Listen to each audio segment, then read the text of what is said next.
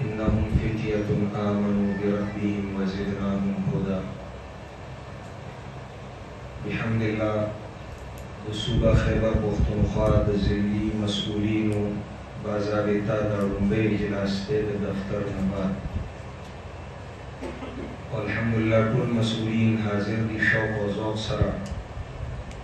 کومې چې اهمې او ضروري خبرې وي هغه شیخ صاحب محترم صدر وحدت المدارس الاسلامیه وفرمایي. زموږ د هغه خبرو تایید کوم او دوباره تکرار کوم د دې دپاره چې زموږ او ستاسو په زړونو کې کښېني. یو خبره دا حقیقت دی، پته نه لګي چې چاته به د دې احساس کېږي یا به نه کېږي، خو د وحدت المدارس جوړول، رجسټر کول او چلول دا ټول په ټول صحرا او د خوارو نتیجه د شیخ صاحب محترم ده. زما د اندازې مطابق د رفقای کار مرسته به وي، خو دا عهدې او ملګري همکار کیدی شي بنیادي کار د شیخ صاحب محترم د طرف نه. کوم ملګري چې عهده بدلیږي را بدلیږي یا ځي او راځي نو په هغې کار باندې څه ضرر او نقصان نه رسي. څنګه شیخ صاحب وفرمایل زموږ مقصد کار او په دې کار باندې زموږ ستاسو ټولو نه ښه دی پوهېږي، د دې په زړه کې د دې کار درد دی، ځکه ټول عمر یې د دې دپاره او د والد صاحب محترم شیخ القرآن رحمه الله ارمان، د هغه ارمان او د خوبونو تعبیر دی. نو زموږ او ستاسو نه دی پې ښه خوږېږي هم او ښه پوهېږي هم. الله دې دوی له د برکت سره اوږد ژوند ورکړي. انشاءالله وحدت کامیاب دی، د اوږدو خبرې نشته او ښه په مخه روان دی. د دې اعلی ظرفي وه.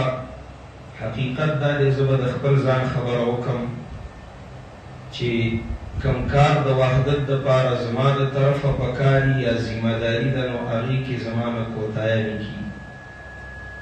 داسې نور ملګري به هم دا اقرار وکړي، لیکن شیخ صاحب اعلی ظرفي دا ده چې د اجلاس په اول کې د رفقاو شکریه ادا کړه چې تاسو ټول ما سره په دې کار کې همکار وئ، او زه ستاسو د ټولو شکریه ادا کوم چې دا خبره دې ځای ته رسېدلې ده او په مخه روانه ده. په دې کې ستاسو برخه ده. حق دا ده چې زموږ کار څنګه په کارو نو هغه موږ ونه کړی شو. دویمه دا سویم مجلس دی چې شیخ صاحب محترم زما په حواله دا خبره کوي چې دوی د څو دورو حالونو دورې وکړې او حق الخدمت وانهسته. نو زما خو دا نظریه ده چې زه دې کار ته یو عبادت ویم او عبادت ملګرو له صحیح ده چې د شیخ صاحب د طرف نه چې څه ورکړی کېږي نو هغه هم څه ناروا نه وي، خو زه دا کار د عبادت په درجه ګڼم او نن مناسبه وي یا به مناسبه نه وي. د دې وضاحت کوم.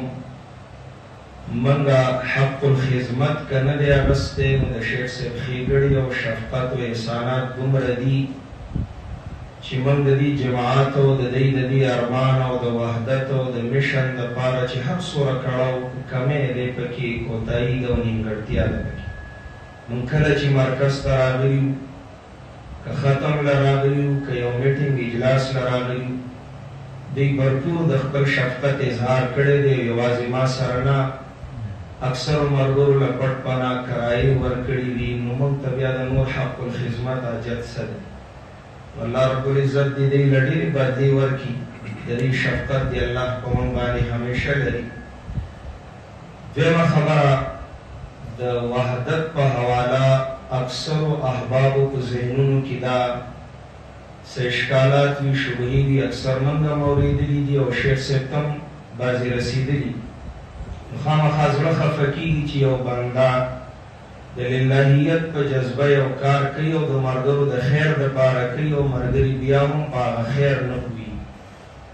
نو ناظم صاحب محترم چې کوم ریکارډ بیان کړه د عمل و خرج، زما اندازه دا ده چې د دې نه بعد د مسؤلینو په ذهن کې هېڅ قسمه اشکال پاتې نه شه او تاسو به په خپلو اضلاعو کې د خپلو ملګرو رهنمایي کوئ. چې دا کار په یو نظم و ضبط روان دی، په اصولو روان دی، او دا اصول او که چېرته فرض کا لکه شیخ صاحب چې وفرمایل چې دا نه زکات دی او نه صدقات دي، نو که په دې کې آمدن راځي نو د هغه آمدن زه په حیثیت د صوبایي مسؤل حقدار نه یم. زما خیال دا دی چې قاري صاحب محترم ناظم اعلی دی، هغه هم حقدار نه وي، او په موږ کې هېڅ یو ملګری د دې حقدار ځان نه ګڼي، او موږ ټول په دې خوشحاله یو چې شیخ صاحب محترم صدر صاحب د دې حقدار د دې کار دی، د دې منظمه ده، د دې جماعت دی، د دې محنت دی، د دې کړاو دی، د دې خواري ده. کم از کم موږ سره دا حق نشته، خو دا د دې هغه دیانت و چې زموږ مخې ته فایل راواغسته او د ناظم صاحب ته حکم وشو چې هغه ریکارډ بیان شي. نو اوس خو به څه خبرې پاتې نه وي، باقي ستاسو ذمهداري ده. ټولو نه ګران کار تعمیر دی او ټولو نه آسان کار تخریب دی. نو د دې تخریب نه ځان وساتئ. کم از کم خپل نجي مجالسو کې، انفرادي صحبتونو کې، محفلونو کې هم د تخریب خبرې مه کوئ. د تعمیر خبرې پکار دي چې د وحدت څنګه چې ناظم صاحب وایي خوبیانې بیان کړي، او د صدر صاحب محترم شیخ صاحب محترم هغه ډېر فکر او درد او اخلاص بیان کړي چې څنګه موږ ته دا منظمه راکړه. نن زموږ غوندې خلک هم راشي او په دې دفتر کې دي او سبا به بیا په میډیا تصویرانې چې دي په اجلاس کې شامل دي، حالانکې موږ د دې دپاره کړي څه دي.